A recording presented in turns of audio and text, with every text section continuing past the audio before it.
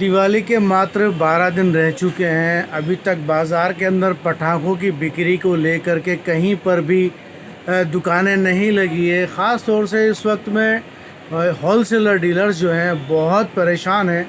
Retailer तो खैर है ही, क्योंकि रिटेलर्स को अभी तक लाइसेंस नहीं मिला।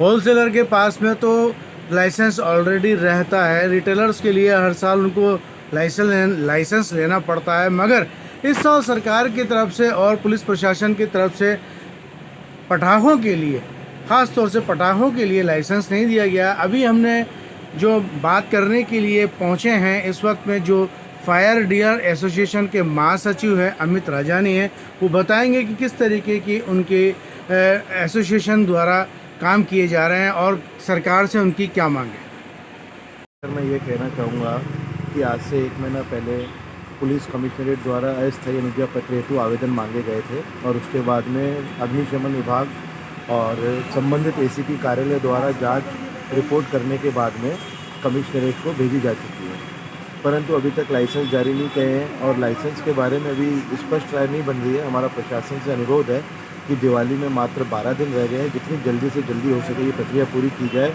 क्योंकि लोगों ने माल खरीदने की तैयारियां कर रखी है। होलसेलरों को माल बुक करा दी है। लाइसेंस मिलते ही वो डिलीवरी लेना चालू करेंगे और जितना लाइसेंस देर से देंगे उतनी ज़्यादा प्रॉब्लम क्रिएट होगी व्यापारियों के लिए। क्या वजह है भाई साहब, जो अभी तक इस चीज़ को, जो हर साल तो पहले जल्द कर दिया जाता था, लेकिन इस बार लाइसेंस देने में सरकार देर कर रही है, क्या वजह रही? एक्चुअली सरकार के द्वारा इस बारे में कोई औपचारिक घोषणा नहीं की गई है, परंतु समाचार पत्रों के माध्यम से ऐसा स्पष्ट लग रहा है कि कोरोना को देखते हुए इस बार सरकार का इरादा कुछ पटाखों पर नियंत्रण लगाने का है। लेकिन हमारा कहना है कि अब जो पटाखे बन रहे हैं वो न्यू अप्रूव्ड फार्मूला के हिसाब से बन रहे हैं। इसमें प्रदूषण पहले की तुलना में जो पटाखे आते थे उनसे 70% कम है। अगर सरकार इस बारे पे सकारात्मक सोच रखते हुए कोई निर्णय ले तो मैं समझता हूँ लगभग 1400 आवेदक तो जयपुर कमिश्नरेट में हैं और 400 के आसपास जयपुर ग्रामीण में है।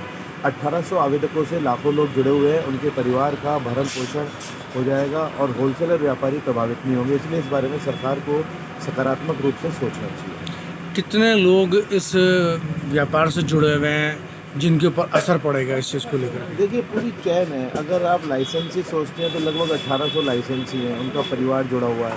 उसके अलावा दुकान लगती है, बिजली भी लगती है, इलेक्ट्रॉनिक डेकोरेशन भी होती है, टेंट हाउस का भी सामान आता है जहाँ से हम लोग माल खरीदते हैं, फिर वो लोग शिवाकाशी से लेते हैं। शिवाकाशी में भी बहुत हर चीज़ इससे जुड़ी हुई है। अगर आप हिसाब लगाएंगे तो ये अरबों रुपए से भी ऊपर चला जाएगा मामला, क्योंकि हर चीज़, हर आदमी एक दूसरे से जुड़ा हुआ है, तो इसका स्पष्ट अनुमान नहीं है। हर आदमी जुड़ा हुआ है, काफ़ी एजेंसियाँ इस काम से जुड़ी हुई है। आने वाले दिनों में सावे भी हैं, फिर उसमें भी आतिशबाजी कम में आएगी, तो क्या? अभी सावों के बारे में तो हम सोच ही नहीं पा रहे, क्योंकि पहला हमारा टारगेट है कि दिवाली सुख से बीत जाए, दिवाली पे लाइसेंस मिल जाए। सावों की तैयारी तो फिर हो जाएगी, लेकिन जब तक दिवाली अगर ख़राब हो गई तो फिर सावों का कोई औचित्य नहीं रह जाएगा। आगे की किस तरीके की रणनीति रहेगी आप लोगों की, अगर सरकार लाइसेंस के लिए आनाकानी करती है या नहीं देने की बात करती है, तो कहाँ किस तरीके का एक्शन लेंगे आप लोग? देखिए, सरकार के खिलाफ तो एक्शन लेने का कोई सवाल ही नहीं है। सरकार जो निर्णय करेगी, हमारा सरकार से निवेदन है कि अर्थव्यवस्था को गति देने के हिसाब से व्यापारियों के हित में निर्णय करे।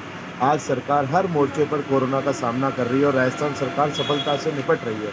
तो हम भी चाहेंगे, जिस प्रकार हर चीज़ को मैनेज कर रहे हैं, सिनेमा हॉल खुल रहे हैं, स्कूल खोलने की तैयारी है, उसी तरीके से पटाखों के ऊपर भी कुछ शर्तों के साथ व्यापार करने की इजाज़त दी जाए। हम सरकार से निवेदन कर सकते हैं, अनुरोध कर सकते हैं। सरकार के खिलाफ जाने का तो कोई सवाल ही नहीं उठता।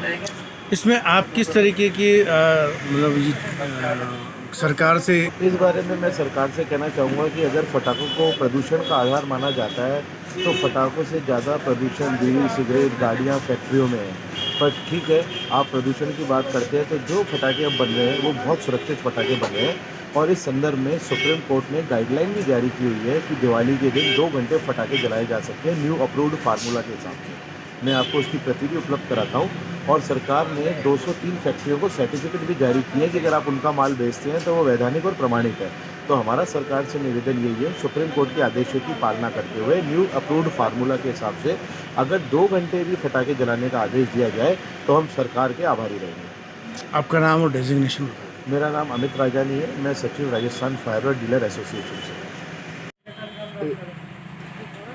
अब ये है, मैंने आज के ऊपर लोगों से पैसा भी उधार लिया, क्योंकि मैं हर साल 10-20 हज़ार रुपये कभी करीबन दिवाली पे कमा लेता हूँ, ताकि मालूम है उन लोगों को चुका सकता हूँ।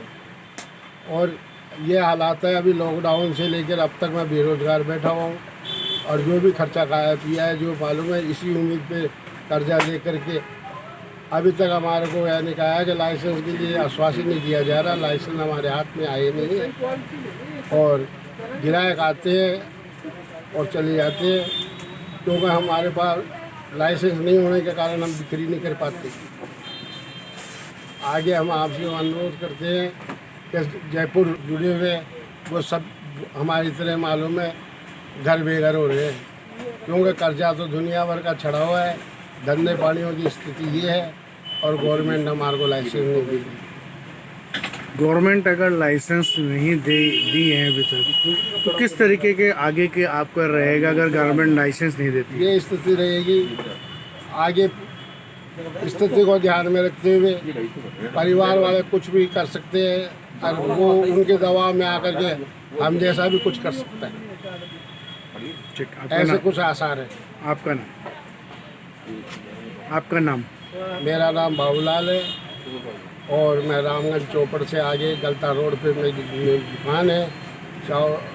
सर ये मैंने लाइसेंस की अप्लाई करी थी, तो मेरे को लाइसेंस नहीं मिलता मेरे, और मैंने लॉकडाउन में बहुत सारा कर्जा लिया था 5-6 महीने का, जो लगभग करीबन 30 से 40 हज़ार रुपये का मेरा कर्जा हो गया था, जो मैं मेरी फैमिली को चलाने के लिए, घर खर्चा चलाने के लिए पारिवारिक हूँ, और मैं अकेला कमाने वाला हूँ। मेरी दुकान किराए की है, मकान मेरा रेंट पर है। अभी मैंने दुकान का भी एडवांस दे चुका हूँ, और माल भी मैंने एडवांस बुक करा चुका है। अब मुझे अभी तक लाइसेंस नहीं दिया जा रहा है। ये लाइसेंस के कारण सर मैं क्या करूँ, मैं फंस गया हूँ, क्योंकि मैंने कर्जा भी ले रखा है, मेरी दुकान भी रेंट की है, घर भी रेंट का है, बुजुर्ग माँ बाप है, मैं मेरा घर परिवार कैसे चलाऊँ? या तो मेरे पास फिर एक ही ऑप्शन होता है, या तो मैं मरूँ, या फिर वरना मेरे घर वालों को कुछ हो, या तो मेरा कर्जा फिर कैसे निकले। या तो मुझे लाइसेंस दिया जाए, जो मैं कमा करके मेरा थोड़ा कर्जा निकाल सकूँ, मेरा परिवार भी चलाऊँ, मेरी सिस्टर की भी शादी करनी है, और मेरा मकान कर्जे का है, दुकान कर्जे की है, बहुत सारी प्रॉब्लम हो रही है मेरे सर पे। मैं अकेला हूँ करने वाला, मैं क्या करूँ? मेरे जैसे काफ़ी दुकानदार हैं जो बेचारे परेशान हो रहे हैं। पूरा लॉकडाउन उन्होंने कैसे कर्जे में निकाला है, और अभी उन्होंने कई दुकानदारों ने माल भी बुक करा चुके हैं बहुत सारा। तो उनको देखते हुए बस हमारी अपील ये है सरकार से, प्रशासन से, हमारे को लाइसेंस दिए जाए प्लीज़। आपका नाम? मेरा नाम भास्कर गेहलोत। दिवाली के पटाखों को लेकर के हमने चंद व्यापारियों से बात की, जिनमें होलसेलर भी थे और जो फुटकर व्यापारी हैं, जो छोटे व्यापारी हैं, उनसे भी हमने बात की। चंद दिन रह गए दिवाली के, मगर अभी तक लाइसेंस नहीं मिलने से उनकी हालतें बहुत ख़राब है, स्थिति दयनीय, कर्जे में डूबे हुए हैं व्यापारी। हमें उन्होंने बताया कि किस तरीके से इस वक्त वो किस दौर से गुजर रहे हैं, और अगर उन्हें लाइसेंस नहीं मिला तो उनकी ज़िंदगी और उनके परिवार की ज़िंदगी खतरे में नज़र आती हुई दिख रही है। जैसा कि उन व्यापारियों ने बताया कि अगर उनको लाइसेंस नहीं मिला तो इतना कर्जा उनके ऊपर हो चुका है कि शायद उनको अपनी और अपने परिवार की ज़िंदगी को ख़त्म करनी पड़ सकती है। हवाम इंडिया चैनल से मैं डॉक्टर इस्माइल आपके साथ।